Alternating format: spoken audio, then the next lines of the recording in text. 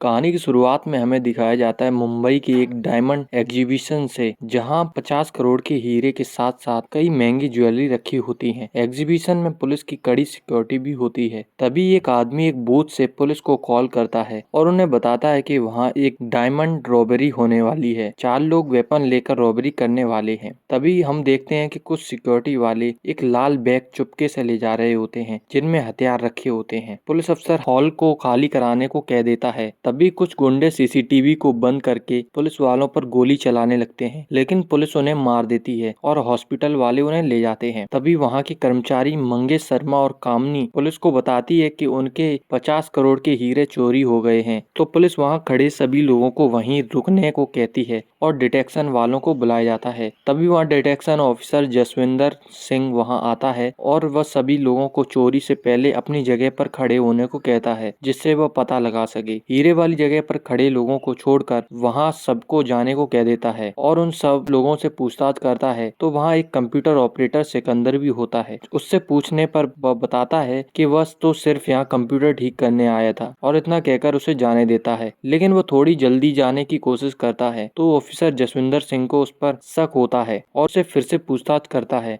जसविंदर वहाँ के कर्मचारी मंगेश शर्मा और कामनी और साथ ही साथ सिकंदर को उस चोरी में होने का शक होता है बिना किसी सबूत के, और कहता है ये उसके अंदर की आवाज कह रही है कि चोरी इन्हीं तीनों में से किसी ने की है। सिकंदर उनसे कहता है कि वह बेकसूर है और घर पर उसकी माँ बीमार है, लेकिन जसविंदर नहीं मानता और उन्हें थाने ले जाता है। उधर कामनी की 1 साल की बेटी और एक छोटी बहन भी होती है। उसका पति उसे छोड़ चुका होता है। वह पुलिस को समझाती है, लेकिन वह नहीं मानते हैं। जसविंदर सिकंदर को रिमांड पर ले लेता है। अब हमें 15 साल बाद का समय दिखाया जाता है, जहां जसविंदर बहुत दारू पीने लगता है और उसे उसकी जॉब से निकाल दिया जाता है। उसकी बीवी भी उससे डाइवोर्स ले लेती है, जिससे जसविंदर बहुत दुखी हो जाता है। शाम को जसविंदर एक बार में दारू पी रहा होता है। तभी वह याद करता है कि उस सिकंदर के साथ कितना बुरा किया था। वह उसे कॉल करता है। सिकंदर आबू धाबी में होता है। जसविंदर उससे कहता है कि उसने चोरी नहीं की थी और उससे गलती हो गई थी। तो सिकंदर उससे कहता है कि ये बात वह सामने आकर कहे। तो वह उसे बुला लेता है। ये बात सुनकर सिकंदर बहुत रोता भी है और फिर याद करने लगता है 15 साल पहले उन तीनों पर केस हो जाता है।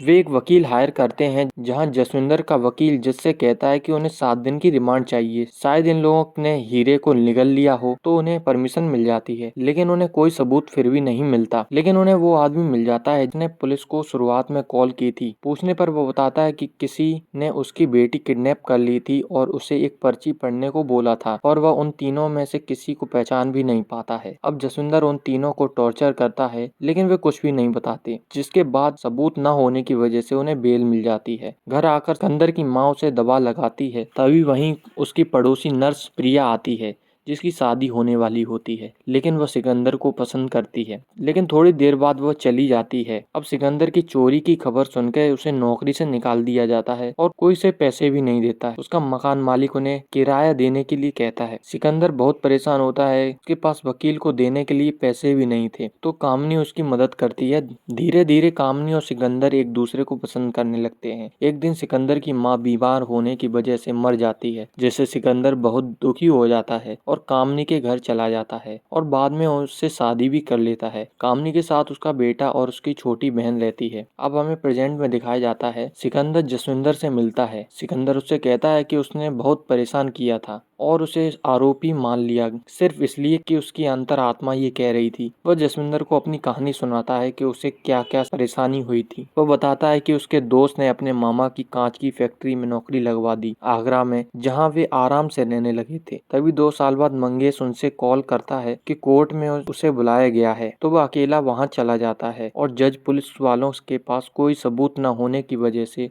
उन्हें बरी कर देती है। ये खबर वह कामनी को बताता है। उसे पता चलता है कि वह बीमार है। वह कामनी को हॉस्पिटल ले जाता है तो उसका ऑपरेशन बता दिया जाता है। जब वह घर जाता है पैसे लेने, तो मकान मालिक कामनी की बहन और बच्चे को बाहर कर देता है चोर बताकर। सिकंदर मालिक से पैसे लेकर जाता है एक मंदिर में उन्हें बैठा देता है, लेकिन तभी कुछ चोर उसके पैसे ले लेते हैं, जिससे सिकंदर टूट जाता है और अपनी जान देने नदी के पास चला जाता है, लेकिन एक गाड़ी के हॉर्न की वजह से वह फिर से लौट आता है और अपने दोस्त से मदद मांगता है और बाद में अबू धाबी में नौकरी करने चला जाता है, जहां वह अच्छा खासा कमाने लगता है और अपने घर पैसे भेजता रहता है। अब कहानी प्रेजेंट में आती है। सिकंदर उसे अपनी ये कहानी बताता है और वहाँ से जाने लगता है। तभी जसविंदर कहता है कि उसकी अंतरात्मा इतना भी गलत नहीं थी और उस आगे की कहानी सिकंदर को बताता है। जब उन तीनों को बेल मिली थी, जिसके बाद उसने तीनों के पीछे आदमी लगा दिए थे। जहां कामनी अगले दिन एक ज्वेलरी शॉप पर एक छोटा सा डायमंड बेचती है, जिसकी कीमत ज्यादा तो नहीं थी। तभी वहीं जसविंदर भी आ जाता है और पूछता है तो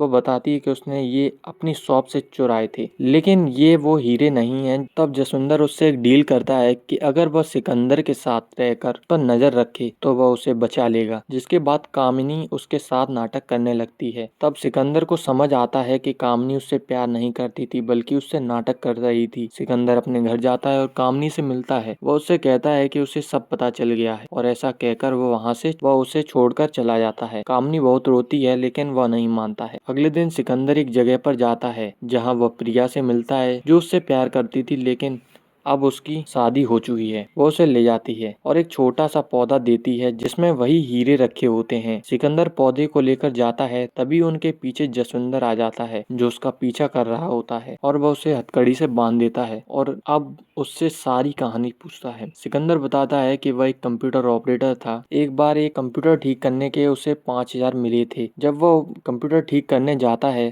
तभी वहां उसे कुछ आदमी बंदूक और बारूद रखे एक लाल बैग लिए मिलते हैं। तो वह जल्दी से काम खत्म करता है और चला जाता है। वो अपना दूसरा काम, जो कि उसी डायमंड एग्जीबिशन में मिलता है, जहां उसे एक सिक्योरिटी वाले के मुंह से उस चोरी के बारे में सुन लेता है। तो सिकंदर प्लान बनाता है कि इन गुंडों की आड़ में वह हीरे चुरा ले, और जैसे ही भगदड़ मची तभी वह हीरे चुरा लेता है। और जब गुंडे की बॉडी हॉस्पिटल वाले लेने आते हैं, तब उसमें एक नर्स प्रिया भी थी, जहाँ उसने उसे वो हीरे दे दिए थे। ये सारी स्टोरी सुनने के बाद जसविंदर बहुत गुस्सा होता है और हीरे खुद रख लेता है। तो सिकंदर उसे एक डील देता है, जो हमें अगले पार्ट में बताई जाएगी। तो दोस्तों, कैसा लगा हमारी ये एक्सप्लेनेशन हमें कमेंट में बताएं और हमारे चैनल को सब्सक्राइब करें। धन्यवाद।